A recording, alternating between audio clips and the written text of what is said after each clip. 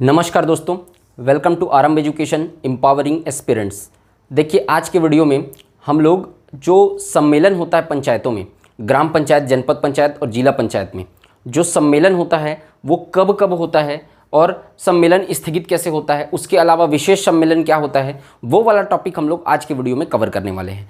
आज के वीडियो से आपका 4 से 5 क्वेश्चन बना है हर पेपर में। बहुत सारे पेपर में यहाँ से क्वेश्चन आए हैं, चाहे वो ईडीओ का पेपर हो, चाहे वो हॉस्टल वार्डन का पेपर हो, चाहे वो व्यापम का कोई अदर एग्ज़ाम हो या पीएससी हो। आज का वीडियो आप लोग के लिए बहुत इंपॉर्टेंट होने वाला है। और ये वीडियो में मैं जो सम्मेलन के बारे में, आपको लग रहा होगा कि सम्मेलन और विशेष सम्मेलन दो ही टॉपिक करने वाले हैं करके, लेकिन पंचायतों के सम्मेलन से संबंधित इतनी सारी चीज़ें मैं आपको आज बताऊंगा कि आप लोग देखेंगे तो इतना डिटेल में किसी बुक में दिया नहीं होगा। ठीक है, तो आप लोग ध्यान से पढ़िए और एक एक चीज़ को मैं जो बताते जा रहा हूं उसको नोट करते चलिए। आप लोग सबको जो नए जुड़े हैं उन लोग अगर कहीं डायरेक्ट यहाँ से देख रहे हैं तो पहले पुराना देख लो आप लोग वीडियो सब, उसके बाद ये वाला देखिएगा तो ज़्यादा समझ में आएगा। हम लोग ग्राम सभा, फिर उसके बाद ग्राम पंचायत, जनपद पंचायत, जिला पंचायत, तीनों ही स्तर कवर कर चुके हैं। और उसके बाद हम लोग अब तीनों ही स्तर पर जो कॉमन है वो चीज़ें हम लोग देखते जाएंगे कि जैसे कि ये सम्मेलन है वो तीनों स्तर पर कॉमन है, मैं डिफरेंस होगा उसी को बताते जाऊंगा। उसके बाद फिर हम लोग देखेंगे जो त्यागपत्र कौन किसको देता है, ठीक है, पंचायतों में कार्यवाही कौन करता है, आय व्यय का ब्यौरा कैसे कैसे रखा जाता है, तो वो सब चीज़ें हम लोग आज के वीडियो में नहीं, धीरे धीरे जो आगे की वीडियो आएगी उसमें देखते जाएंगे। जो तीनों में कॉमन है वो चीज़, डिफरेंस को मैं आपको बताते चलूँगा। ठीक है, तो इंडिविजुअली हम लोगों ने पढ़ लिया है, अब जो तीनों चीज़ें में कॉमन है वो चीज़ें हम लोग पढ़ने वाले। तो सम्मेलन तीनों में कॉमन है, सिर्फ उसकी गणपूर्ति अलग होती है, वो सब चीज़ें मैं आपको बताते हुए चलूँगा। अगर आप लोगों को वीडियो अच्छा लग रहा है तो फिर से एक बार बोल रहा हूँ, वीडियो को शेयर करिए, वीडियो को लाइक करिए, कमेंट करके बताइए कि कैसा लग रहा है आप लोगों को। थोड़ा सा इंटरेक्टिव सेशन रखेंगे आप लोग, ठीक है, तो उससे क्या होगा कि मुझे भी मोटिवेशन मिलेगा और मैं आप लोगों के लिए इसी तरीके से शानदार कंटेंट जो है वो लाते रहूँगा। ठीक, तो इस तरीके से हम लोग स्टार्ट करते हैं आज का वीडियो। तो आज के वीडियो में पहला टॉपिक है पंचायतों का सम्मेलन। जैसे कि ग्राम सभा में मैं बताया था प्रत्येक 3 माह में एक सम्मेलन होता है और बाकी जो तिथि है उसकी तो फिक्स है। ठीक, टोटल कितना, मैक्सिमम 5 सम्मेलन, तो वो छोड़ दो, भूल जाओ इसको। अब ग्राम पंचायत, जनपद पंचायत, जिला पंचायत, तीनों के लिए ही बता रहा हूँ, तीनों स्तर के लिए एक साथ बता रहा हूँ। जहाँ पर भी तीनों में अलग होगा मैं मुँह से बोलूँगा उसको कि यहाँ पर अलग है करके। जब तक नहीं बोल रहा हूँ, अब ये समझ लेना कि अब जो चीज़ें मैं बता रहा हूँ वो तीनों ही स्तर के लिए कॉमन है। जो डिफरेंस रहेगा उसको मैं आपको बताते हुए चलूँगा, तब आप लोग समझेंगे कि ये डिफरेंस है करके। नहीं तो नहीं बोला कुछ मतलब तीनों ही स्तर के लिए कॉमन है, ऐसा समझना है। ठीक, तो ग्राम पंचायत, जनपद पंचायत, जिला पंचायत, तीनों ही स्तर के लिए प्रत्येक माह में कम से कम एक बार सम्मेलन होना आवश्यक है। हर माह में कम से कम क्या होता है, एक बार सम्मेलन करवाना आवश्यक होता है। ठीक, ग्राम सभा में अलग था, लेकिन अब ग्राम पंचायत, जनपद पंचायत, जिला पंचायत, तीनों ही स्तर पर कम से कम एक माह में एक बार सम्मेलन होना आवश्यक है। दूसरा, यह बैठक कौन बुलाएगा? सरपंच अध्यक्ष द्वारा बुलाया जाएगा। सरपंच और स्लैश अध्यक्ष का मतलब क्या हुआ? ग्राम पंचायत में यह बैठक सरपंच के द्वारा बुलाया जाएगा, जबकि जनपद और जिला पंचायत में यह बैठक अध्यक्ष के द्वारा बुलाया जाएगा। इन दोनों का मतलब ये हुआ। मैं उसको डिटेल में लिखने के बजाय यहीं पर स्लैश करके लिख दिया हूँ।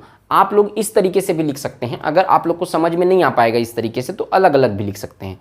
क्या ये जो प्रत्येक माह में एक बैठक बुलाया जाएगा वो ग्राम पंचायत में सरपंच के द्वारा बुलाया जाएगा और जनपद और जिला पंचायत में अध्यक्ष के द्वारा बुलाया जाता है। ठीक है, नेक्स्ट देखते हैं। किसी कारण से सरपंच, ग्राम पंचायत में सरपंच और जनपद और जिला पंचायत में अध्यक्ष यदि किसी कारण से पिछली बैठक के 25 दिन बीत जाने के बाद भी बैठक नहीं बुला पाते तो सचिव और सीईओ बैठक बुलाएगा। देखो, मान लो जाए, फिर से एग्जाम्पल लेता हूं वही वाला 1 जून का। 1 जून को पिछला बैठक हुआ था, सम्मेलन क्या हुआ, बैठक हुआ ग्राम पंचायत और जनपद पंचायत या जिला पंचायत, तीनों ही स्तर पर कॉमन लेके चलते हैं एग्जाम्पल।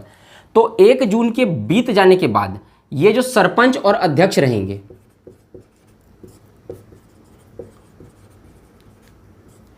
ये इस सम्मेलन के बाद क्या बताएंगे, अगले सम्मेलन की तारीख जो है वो डिसाइड करेंगे और उसको जो पंचायत का मुख्यालय है वहां पर चिपकाया जाता है कि भाई अगला जो सम्मेलन होने वाला है वो इस तारीख को होने वाला है। ठीक है, तो ये लोग क्या करते हैं, सरपंच और अध्यक्ष इस बात को मतलब इस बात को बताते हैं और मुख्यालय, पंचायत मुख्यालय पे वो जो सम्मेलन की तारीख है अगले सम्मेलन की, मान लो जाए वो 2 जुलाई है, तो ये 2 जुलाई की जो तारीख है वो पंचायत के मुख्यालय में चिपका दी जाएगी। लेकिन मान लो जाए कभी सिचुएशन ऐसा होता है कि ये 1 जून को ये बैठक हुआ था, लेकिन सरपंच और अध्यक्ष अगले सम्मेलन की तारीख ही नहीं बता रहे हैं कि कब होने वाला है, और इस सम्मेलन को हुए 25 दिन हो गया है। 25 यानी 26 जून आ गया, 25 दिन बीत चुका है।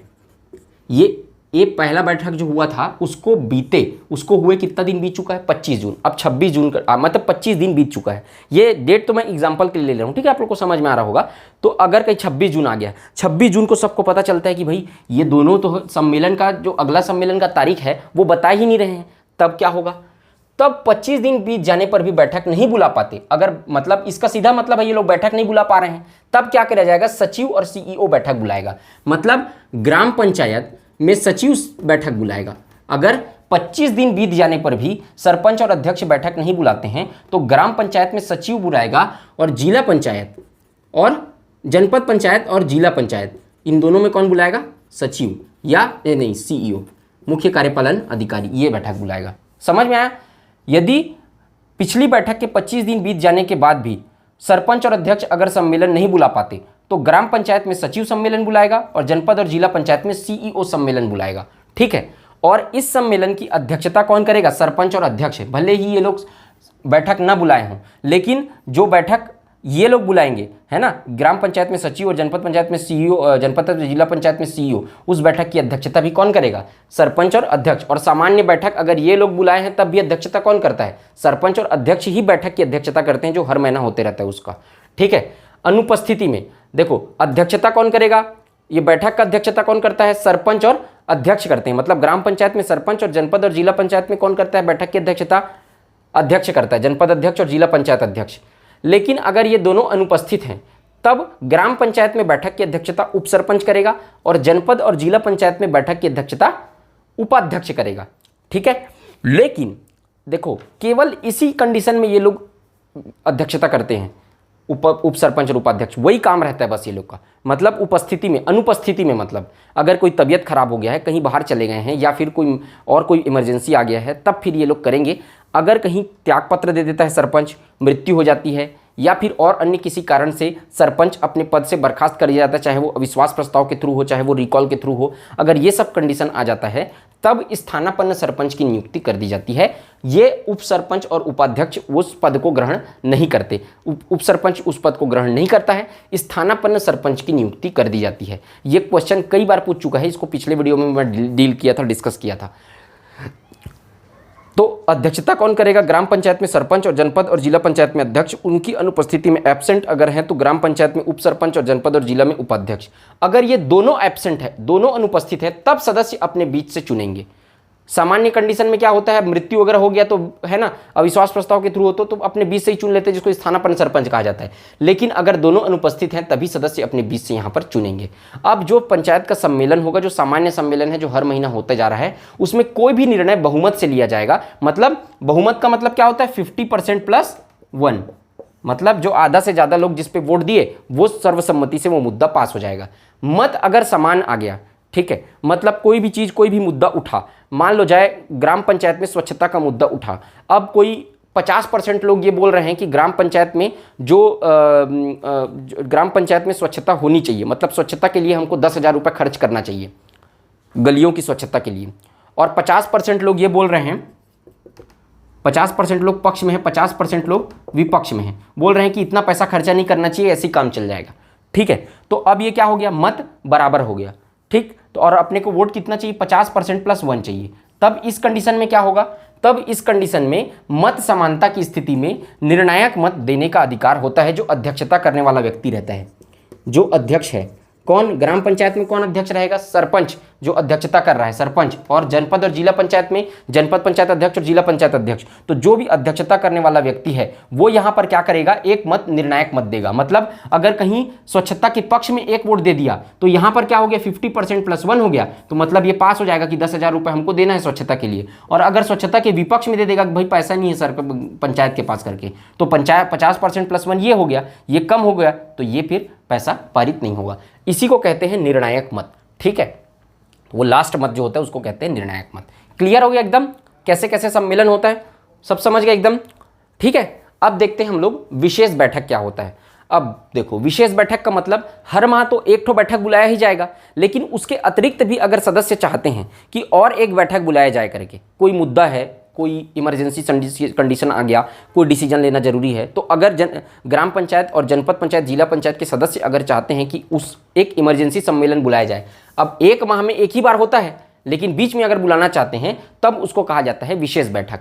तो यदि पंचायत के 50% प्लस अधिक सदस्य पंचायत की विशेष बैठक बुलाने का आग्रह करते हैं, यदि पंचायत यानी ग्राम पंचायत में ग्राम पंचायत के जो 50% से अधिक सदस्य हैं वो, और जनपद और जिला में भी 50% से अधिक सदस्य हैं वो, अगर कहीं विशेष बैठक बुलाने की आग्रह करें तो सरपंच, और ग्राम पंचायत में सरपंच और जनपद और जिला में अध्यक्ष 7 दिनों के भीतर विशेष बैठक बुलाएगा। मतलब अगर कहीं ये लोग 1 जून को तो बुलाया था, अब 15 जून को ये लोग को लगता है कि फिर से बैठक बुलाना चाहिए, तो 22 जून के अंदर अंदर क्या करेगा, ग्राम पंचायत में सरपंच और जनपद और जिला में जो सचिव अध्यक्ष रहेगा वो 7 दिनों, ये दिन को याद रखना, इसी को पूछता है। ये पूरा क्वेश्चन जितना भी ब्लू में लिखा हूं ना, सब क्वेश्चन एक एक बार आ चुका है, मैं आपको एमसीक्यू सॉल्व करवाऊंगा तो बताऊंगा।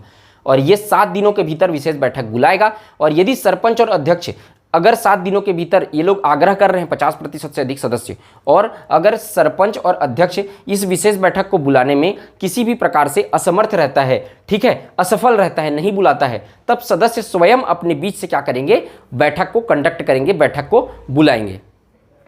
ठीक है, क्या करेंगे, यदि सरपंच और अध्यक्ष असफल रहते हैं तो सदस्य स्वयं से क्या करेंगे, बैठक को बुलाएंगे, जिसकी सूचना सचिव जारी करेगा। ठीक, कि भाई इस दिन का इस तारीख को बैठक बुलाना, सदस्य अपने बीच से ही बैठक बुला लेंगे और उसकी सूचना कौन जारी करेगा, सचिव उसकी सूचना जारी करेगा कि भाई इस दिन बैठक है, विशेष बैठक है, आना है सबको। ठीक, इसी तरह अगर 3 लगातार बैठक बुलाने में सरपंच और अध्यक्ष असफल रहते हैं, सब लोग चाहते हैं कि बैठक बुलाना है, या फिर ये सामान्य बैठक जो होता है हर महीना, उसी को बैठक को बुलाने में अगर लगातार 3 बैठक को बुलाने में सरपंच और अध्यक्ष अगर असफल रहते हैं, ठीक है, कंटिन्यूअसली 3 ठो बैठक बुलाने में क्या कर दिए, एक बार नहीं बुला पाए, फिर से ये हुआ, दिक्कत हुआ, फिर सचिव और उधर सीईओ बैठक बुला रहे हैं, उसी तरीके से अगर 3 बार बैठक नहीं बुला पाया अगर सरपंच और अध्यक्ष, तब क्या होगा, 3 लगातार बैठक बुलाने में सरपंच और अध्यक्ष अगर असफल रहते हैं तो नोटिस भेजकर 2 बैठक बुलाने का मौका दिया जाएगा। मान लो जाए 3 बैठक नहीं बुला पाए, तब क्या किया जाएगा, उनको नोटिस भेज दिया जाएगा कि भाई आप बैठक नहीं बुला पा रहे हैं, आपको 2 मौका और दिया जाता है।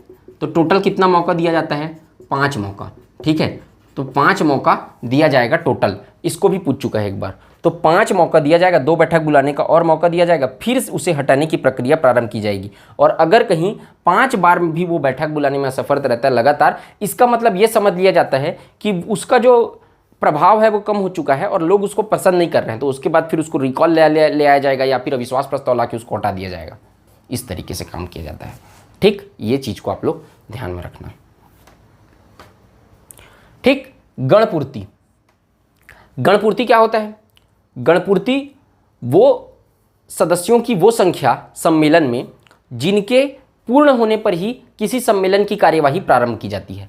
मतलब जो गणपूर्ति होता है, ये ग्राम सभा में मैं आपको बताया था, तो जितने प्रतिशत गणपूर्ति है उतने लोग ही उपस्थित रहेंगे तभी वो कार्यवाही शुरू की जाएगी। तब अब हम लोग ग्राम सभा का तो गणपूर्ति देख लिए थे, अब ग्राम पंचायत का देखते हैं। ग्राम पंचायत में गणपूर्ति कुल सदस्य के आधे से अधिक है ना, जो सरपंच सहित, इसको सरपंच सहित को अलग से ब्रैकेट में इसलिए लिखा हूं क्योंकि एक बार पेपर में पूछ चुका है कि सरपंच को छोड़ के या सरपंच के सहित या उप सरपंच को छोड़ के या उप सरपंच के सहित, तो आपको इस तरीके से डिटेल में पूछना चालू कर दिया है, इसलिए मैं यहाँ पे पूरा बड़ा लिखा हूँ, पूरा आप लोग लिखना है।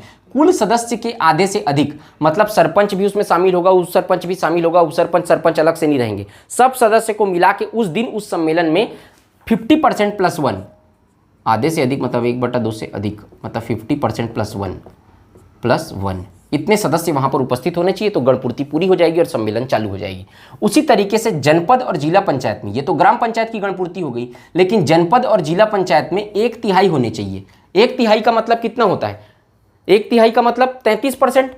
तो जनपद और जिला पंचायत में निर्वाचित और पदेन दोनों को मिलाकर, देखो जनपद पंचायत में निर्वाचित और पदेन दोनों सदस्य होते हैं। निर्वाचित कौन होता है जनपद और जिला पंचायत में, जनपद पंचायत के सदस्य और जिला पंचायत के सदस्य दोनों जो होते हैं वो निर्वाचित होते हैं। और पदेन कौन होता है, जो विधायक होते हैं जनपद पंचायत में, जैसे विधायक है वो पदेन होते हैं। जो सरपंच रहते हैं 1/5 सरपंच जो जनपद पंचायत में चुन के आए रहते हैं चक्रीय क्रम में 1-1 साल के लिए, वो लोग पदेन रहते हैं। उसके अलावा सांसद जो रहते हैं वो ग्रामीण जो रहते हैं वो पदेन रहते हैं। इस तरीके से होता है ना वहाँ पर जनपद में और जिला में। तो इस तरीके, इसके कारण से क्या होता है, यहाँ पर जनपद और जिला में जब गिना जाएगा तो निर्वाचित और पदेन दोनों को गिना जाएगा, न कि केवल निर्वाचित या न कि केवल पदेन, ये दोनों आ चुका है। तो ध्यान रखना सबको मिला के 1/3 यानी 33%, अगर परसेंटेज में पूछ दिया तो।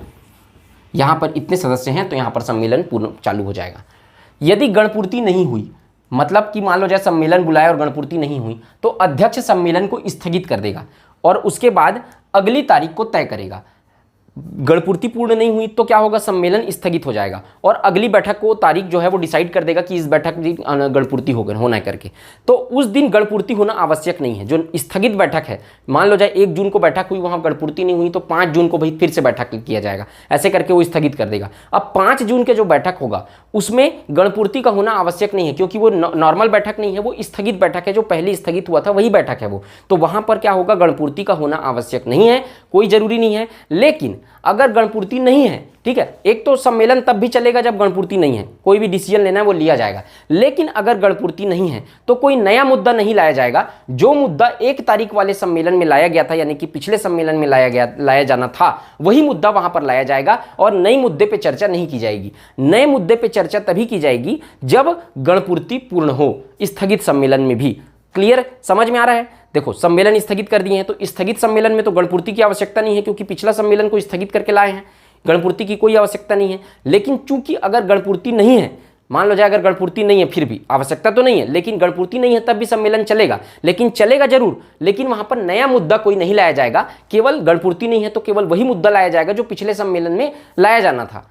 और अगर गणपूर्ति है उस स्थगित सम्मेलन में, तभी कोई नया मुद्दा लाया जा सकता है, नहीं तो नया मुद्दा नहीं लाया जा सकता। ये चीज को याद रखना। सूचना ग्राम पंचायत मुख्यालय में चिपकाया जाएगा, ये मैं आपको बता चुका हूं कि अगला जो सम्मेलन होगा उसका सूचना ग्राम पंचायत मुख्यालय में चिपकाया जाएगा। स्थगित सम्मेलन में गणपूर्ति आवश्यक नहीं है, ये पॉइंट भी मैं क्लियर कर दिया। गणपूर्ति नहीं होने पर कोई नया विषय चर्चा में नहीं लाया जाएगा, ये भी मैं पूरा क्लियर कर दिया हूं। आय व्यय की रिपोर्ट चालू सम्मेलन में रखी जाएगी। इसका मतलब क्या होता है, जो सामान्य सम्मेलन होता है हर महीना, इसी को कहते हैं चालू सम्मेलन। तो आय व्यय का ब्यौरा जो है वो इसी चालू सम्मेलन में रखा जाएगा। अब ये जो आय व्यय का ब्यौरा है वो ग्राम पंचायत, जनपद पंचायत और जिला पंचायत, तो ग्राम पंचायत में प्रत्येक माह रखा जाता है, हर एक माह में आय व्यय का ब्यौरा। इसका मतलब जो पंचायत को आय हुआ है, टैक्स वगैरह लगाता है पंचायत बहुत सारी चीज़ों पे, उस पर आय जो हुआ है और उस पर जो खर्च हुआ है उसका जो ब्यौरा देना पड़ता है, उसको हर माह रखा जाता है, हर माह के सम्मेलन में। ग्राम पंचायत में, जनपद पंचायत में प्रत्येक 3 माह में रखा जाता है और जिला पंचायत में भी प्रत्येक 3 माह में रखा जाता है। तो इसको भी ध्यान रखना, यहाँ पर लिखना आय व्यय का ब्यौरा ग्राम पंचायत में हर माह रखा जाता है, जनपद पंचायत में हर 3 माह में रखा जाता है और जिला पंचायत में हर 3 माह में रखा जाता है। क्या? आय व्यय का ब्यौरा। ठीक। और गणपूर्ति की जिम्मेदारी सरपंच और उप सरपंच की होती है ग्राम पंचायत में, और जनपद और जिला पंचायत में अध्यक्ष और उपाध्यक्ष की होती है, और ग्राम सभा में किसकी होती है? सरपंच और पंच की होती है। ठीक। तो गणपूर्ति की जिम्मेदारी किसकी होगी? ग्राम पंचायत में सरपंच और उप सरपंच की होगी और जनपद पंचायत में अध्यक्ष और उपाध्यक्ष की होगी।